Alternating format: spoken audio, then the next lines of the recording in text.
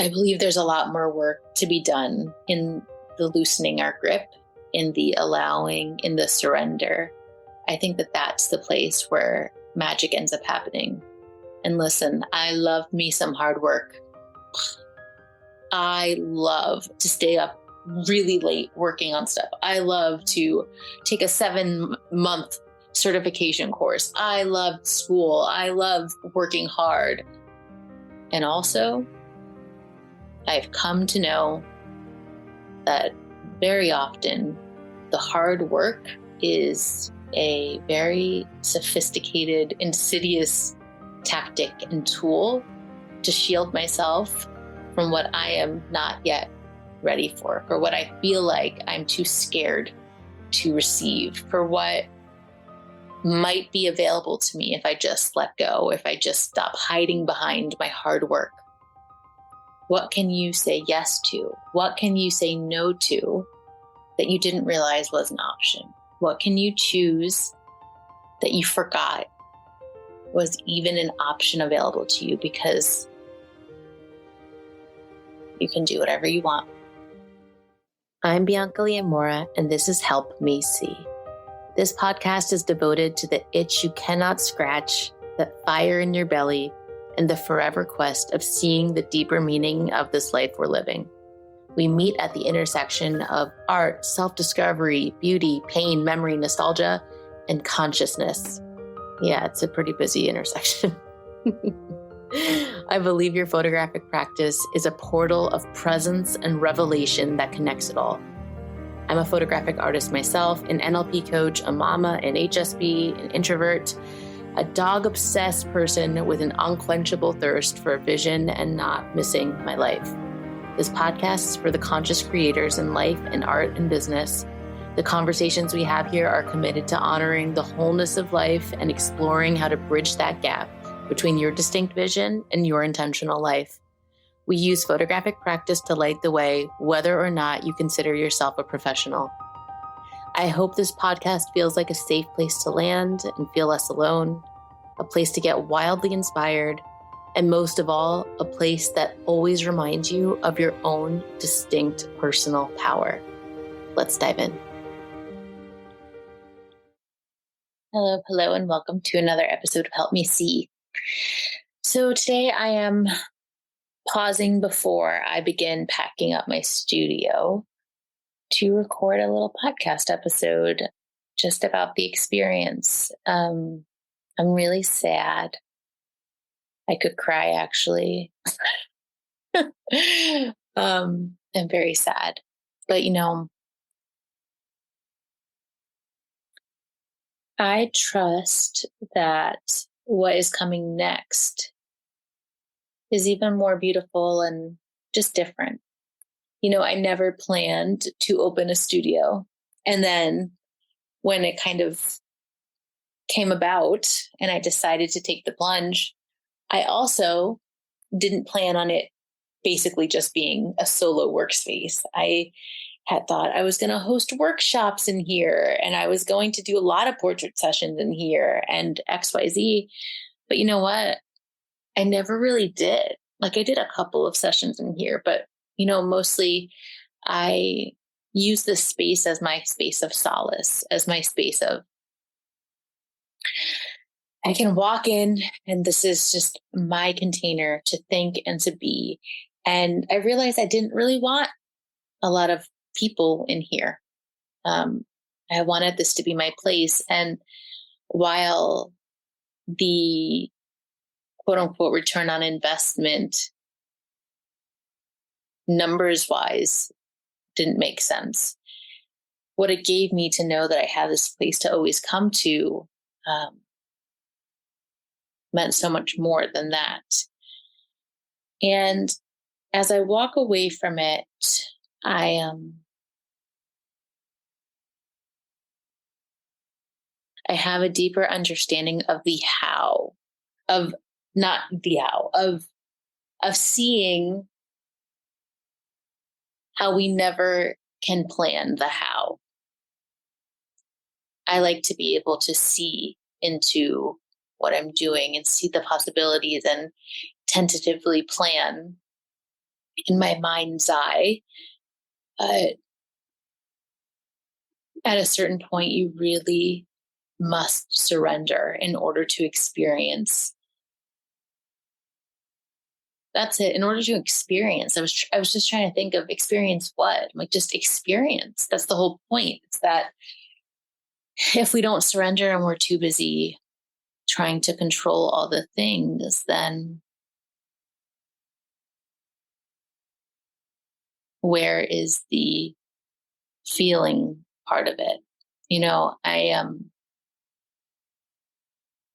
I did some of the things that were the check the box off things. Like I ordered a fancy sign from Etsy, a pricey a fancy sign from Etsy, and I ended up stopping putting it out because I just could tell I didn't even want someone to walk upstairs and knock on my door while I was busy thinking and being by myself.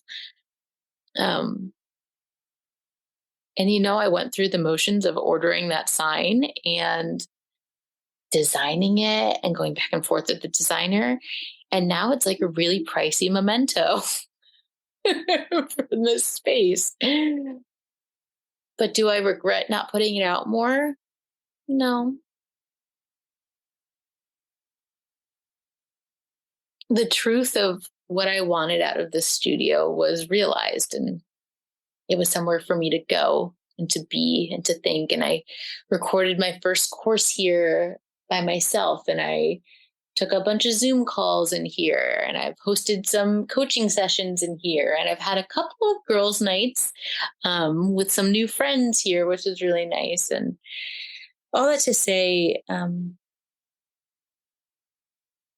am the most proud of myself for allowing this to come into my life.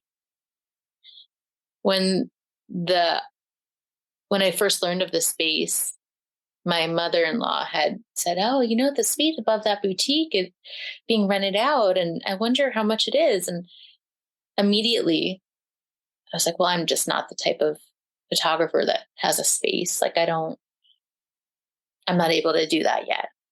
I'm not making enough to warrant paying for a space." And then I found out and how much it was, and my San Francisco self was very shocked at what the Midwest price point was for a studio rental, and went for it. And it really showed me how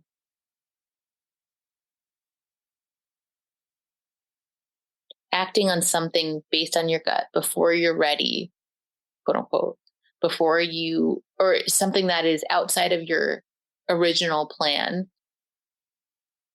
how that can gift you so much more than you could ever imagine. I mean, anytime I say something like that, I think about my second son, Silas. He was a surprise. And I am so humbled by that. Every single day I look at him, I'm like, I cannot believe that you were not something that I feverishly planned and worked for and took all this action for. You just happened.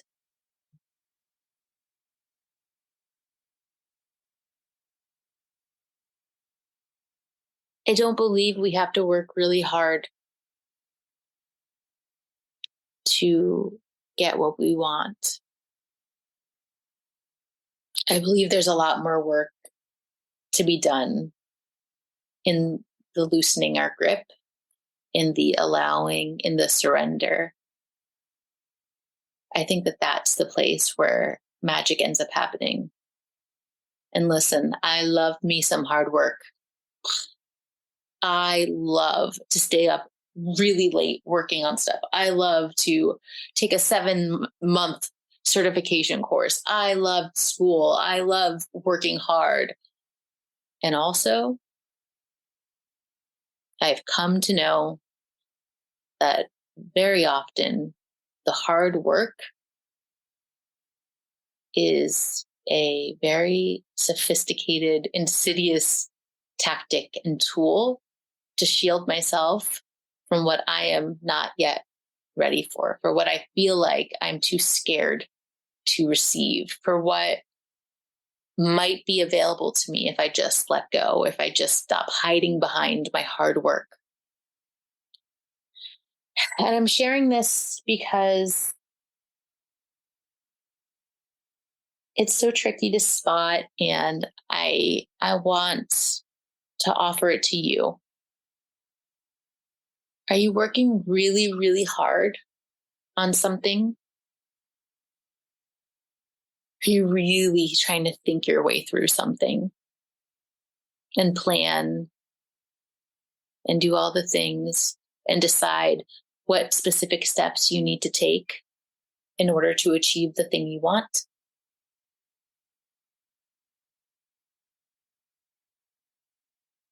How much of that is real, and how much of that is something that you've just decided and made up your mind about? It turns out I didn't need to be anything other than who I was to be a photographer that has her own studio on a downtown street. And now that I'm getting ready to leave it, I realized how silly it was to think that that wasn't something that was available to me before.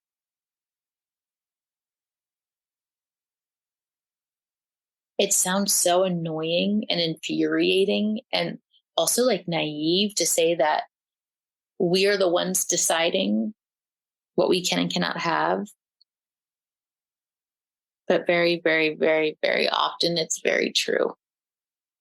And I understand the element of privilege, and I understand very real situations. But I also, being in a situation that feels really hard right now, I also deeply understand my space in it. And I'm now seeing my role in keeping myself here. And it's confronting work. It's a hard thing to look at. But I'm going to ask a question, a similar question that I ask in my neuro-linguistic programming breakthrough sessions that I coach. What is the benefit to keeping this problem? This thing that you're so desperately trying to get past and work around. What is the benefit to keeping it? And what are you unwilling to do to move past it? And then what will happen if you get what you want? And what won't happen if you get what you want? Part of the reason why I love quantum linguistics so much is that it always assumes that you know. It always assumes your own power in your situation. And it just phrases questions in a way that forces your brain to take a left turn when it always usually takes a right and just bypasses even the option to entertain that there's a left turn, you know? So I'm going to leave you with that. I really meandered throughout this throughout this chat.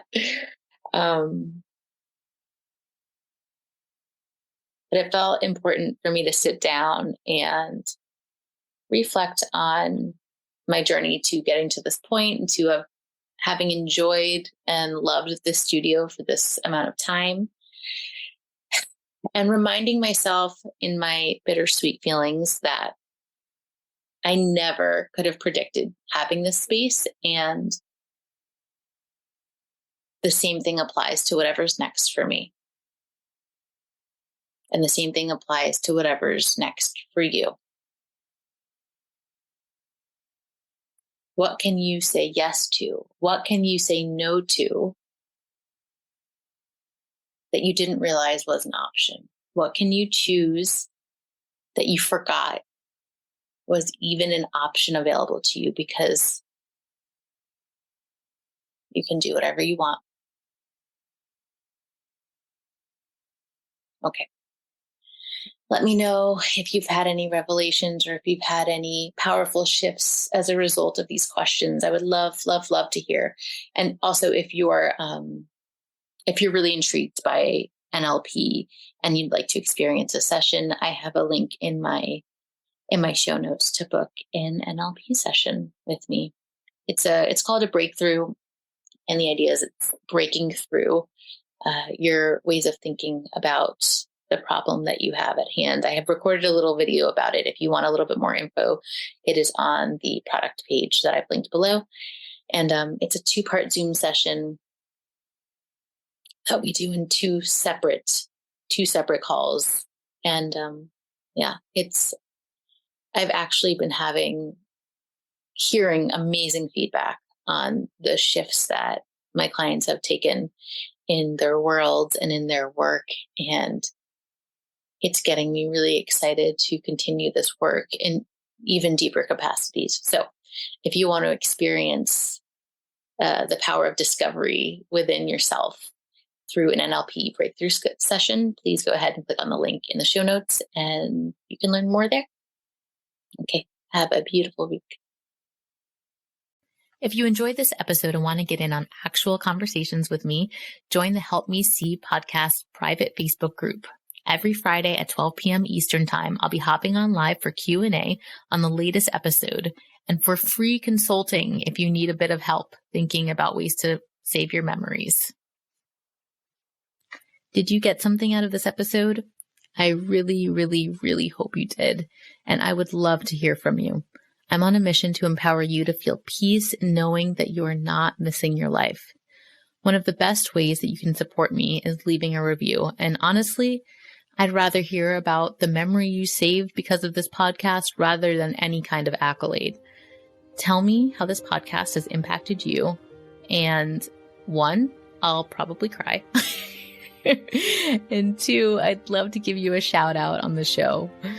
Take a minute and head out to the link in the bio to write a review now on the podcast.